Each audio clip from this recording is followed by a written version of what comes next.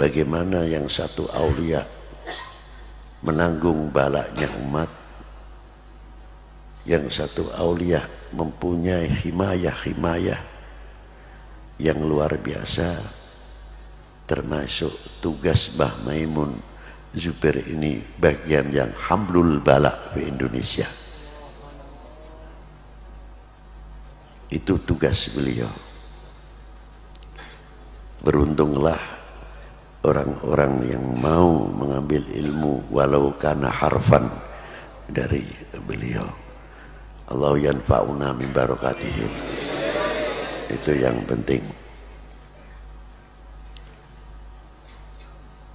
Dari itu kita juga membayangkan bagaimana perjuangan yang dibawa beliau selalu berkiblat kepada wali tis'ah, wali 9. Kita tidak usah jauh-jauh dulu, kita berkiblat ke Hadramaut terlalu jauh, mau ke Baghdad terlalu jauh.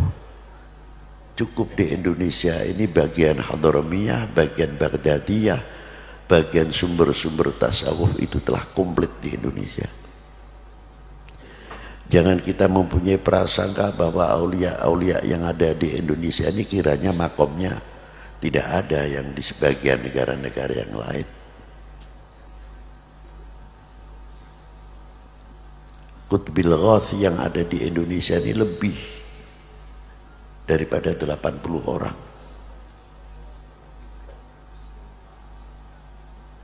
Yang kutub banyak sekali. Seperti Maulana Sultanul Aulia wal Arifin Sayyidina Al-Imam Ibrahim Mahdum bin Ahmad Rahmatillah bin Jamal bin Ibrahim Asmarakandi bin Jamaluddin Hussein bin Ahmad Shah Jalal bin Amir bin Abdullah Udmat Khan bin Amir Abdul Malik bin Alwi bin Muhammad Said Marbat bin Ali Khalid Wassam bin Alwi bin Muhammad bin Alwi bin Ubaidillah bin Ahmad al-Muhajir bin Isa an-Naqi bin Muhammad al-Naqi bin Ali al-Uraidi bin Ja'far Sadiq. Ibunya Ja'far Sadiq adalah Sayyidah Farwah bintil Qasim bin Muhammad bin Abi Bakr Siddiq. Ayahnya Al-Imam Ja'far Sadiq Muhammad al-Baqir bin Ali Zainal Abidin bin Husain Sibti bin Ali bin Abi Talib wa bin Fatimah Zahra al-Batul binti Rasulullah sallallahu alaihi wasallam Rasul. Jadi aulia-aulia wali tis'ah khususnya yang ada di Indonesia, dzurriyyah Asim Ali, dzurriyyah Sayyidina Imam Abu Bakar Siddiq, dzurriyyatul Fatimah, dzurriyyah Sayyidina Muhammad sallallahu alaihi wasallam. Beliau terkenal Sultana Aulia fi zamani fil Jawa, Sunan Bonang. Yang kedua Maulana Hashim Sunan Derajat, itu termasuk. Yang ketiga Maulana Syarif Hidayatullah Sahib Jabal Jati, itu payungnya Indonesia, himayatul Indonesia, diantara dipegang sampai sekarang oleh beliau 3 hal. Dan diteruskan regenerasi.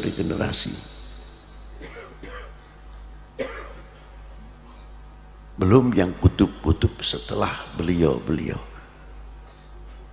Di Jawa Timur itu kayak apa wali kutub banyak, jangan dikira tidak. Jawa Tengah tidak ketinggalan, Jawa Barat juga sama. Jadi Indonesia itu mempunyai paku-paku, lopian-lopian yang patut untuk dijadikan contoh untuk kita semuanya.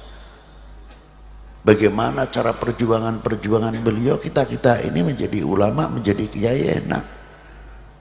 Maaf saja, datang sudah tola'al badru alaina, ada yang pakai selawat, makanannya khusus, seolah-olah minumannya gelasnya khusus. Nanti pulang berapa amplopnya ya kita nggak tahu. Tapi apakah kita tidak pernah berpikir ketika eyangnya Mbah Kiai Ma'mun Zubair masuk ke daerah sarang, kita taikkan lagi wali-wali 9 yang terdahulu. Apa dianggapnya wali-wali dahulu enak seperti kita sekarang ini?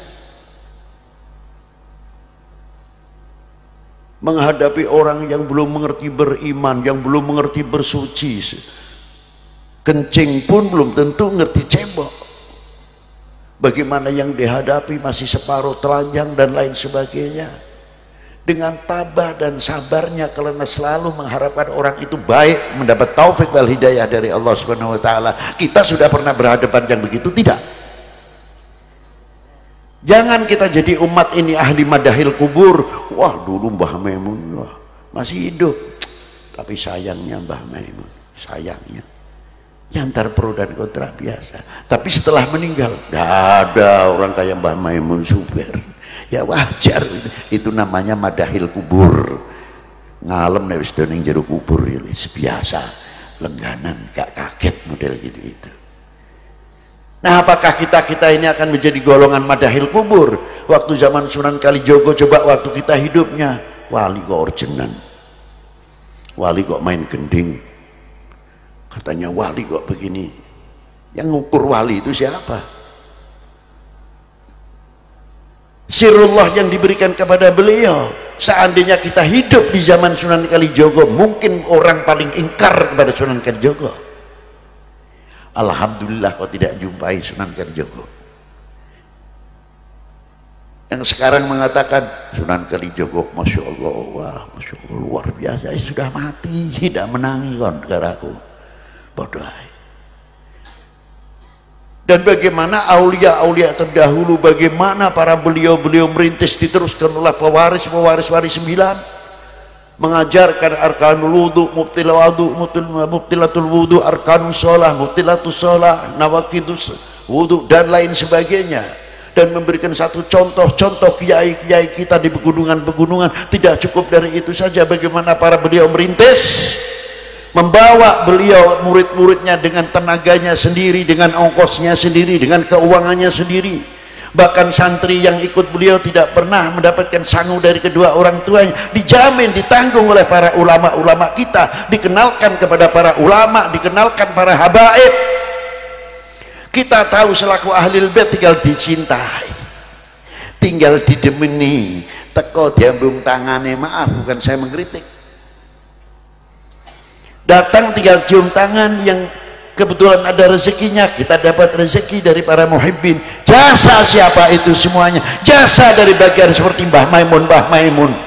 Tapi sekarang kemana Mbah Maimun? Itu tanggung jawab kita bersama untuk membangkitkan berapa ribu Mbah Maimun supaya hidup di Indonesia ini menjadi penenang umat, menjadi penyejuk umat, seterusnya.